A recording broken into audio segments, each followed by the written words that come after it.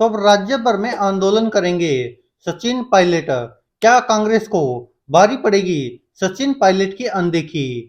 कर्नाटक विधानसभा चुनाव में कांग्रेस ने शानदार प्रदर्शन करते हुए चुनाव जीता है। अब मुख्यमंत्री को लेकर पार्टी के अंदर माथापच्ची चल रही है।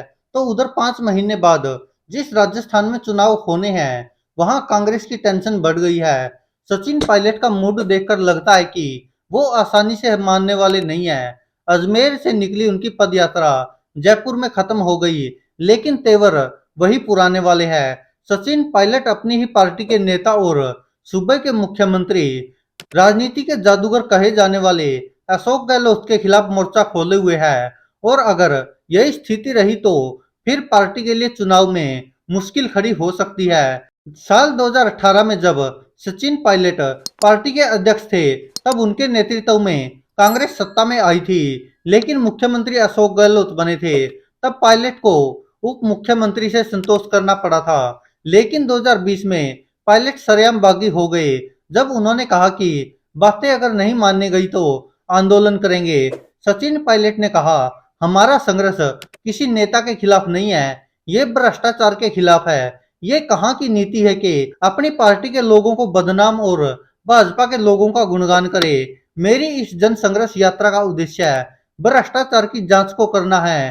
क्या परिस्थिति पैदा हुई, क्या घटनाक्रम हुआ कि हमें यात्रा निकालनी पड़ी। साल 2013 में हमारी सिर्फ 21 सीटें रह गई थी, तब मुझे अध्यक्ष बनाया गया। हमने साल 2018 तक खूब संघर्ष किया। वहीं अशोक गहलोत सरकार में राज्य मंत्री राजेंद्र सिंह हुड्डा का कहना है, हमारी सरकार का अलाइनमेंट खराब हो गया है। सरकार भ्रष्टाचार के उन सभी मानकों को पूरा कर चुकी है जो देश में हो चुके हैं। उन्होंने कहा, कर्नाटक में भाजपा की 40% की करप्शन की सरकार के आगे भी यहाँ भी सरकार जा चुकी है। पायलट की अनदेखी कांग्रेस को क्यों भारी पड़ सकती है, इसको समझने के लिए राज्य की राजनीति के जातीय गणित को भी समझना जरूरी है। राजस्थान में सवर्ण 19%, ओबीसी 40%, एससी 18%, एसटी 14% और मुस्लिम 9% है।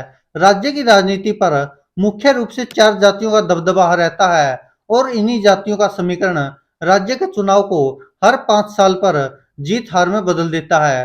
राजस्थान की राजनीति जिन 4 जातियों पर टिकी है उनमें जाट जो 9% है, मीणा जो 7% है और राजपूत जो 6% है और गुज्जर जो 5% है। ज्यादातर विधायक इन्हीं जातियों से जीतकर आते हैं और यही जातियां जीत हार की ताकत रखती है। सचिन पायलट गुज्जर समाज से आते हैं। राज्य की राजनीति में सचिन पायलट के सियासी उभार से पहले इस जाति के वोट बैंक पर भाजपा की पकड़ थी, लेकिन 2018 में सचिन पायलट ने प्रदेश अध्यक्ष रहते हुए इस वोट बैंक में सेंध लगाई और कांग्रेस सत्ता में आई।